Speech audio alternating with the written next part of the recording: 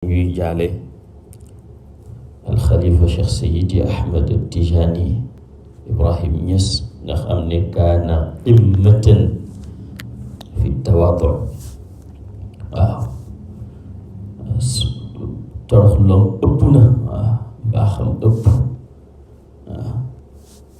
ñaan sama borom tabaraka wa taala yéegee ko ca barab ya gën a kawe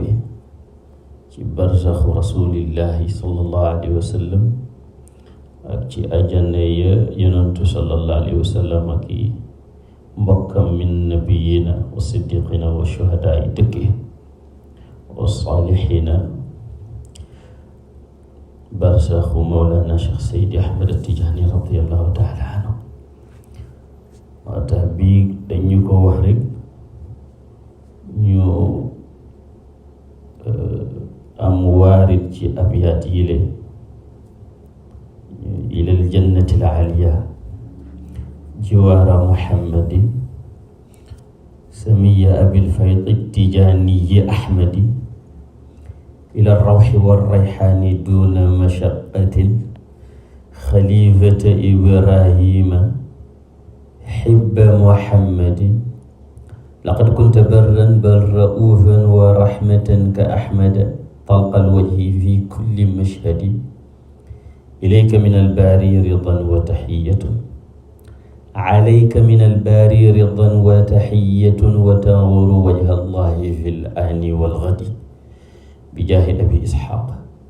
barhama sayyidi wa jaahi mumiddi l-aarifiina al-muayyadi wa daaka abul abbaas najlu muhammadin bijaahi xiyaari l-aalamiina al-musawwadi alayhi salaatu llaahi humma salaamuhu maa al-aali wal asxaabi aali l-mumajjadi xaqqa qadrihi wa miqdaarihi l-aziim ñu koy jaale xadaraat Cheikh Tijaani fi kulli makaanin di ko jaale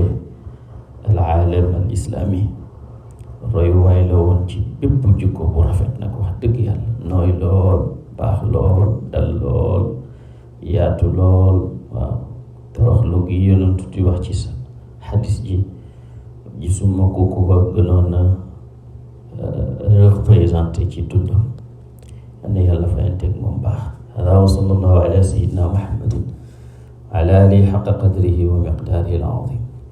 subhaanaka allahumma wa bihamdik ashhadu an laa ilaaha illa anta astaghfiruka wa atuubu ilayk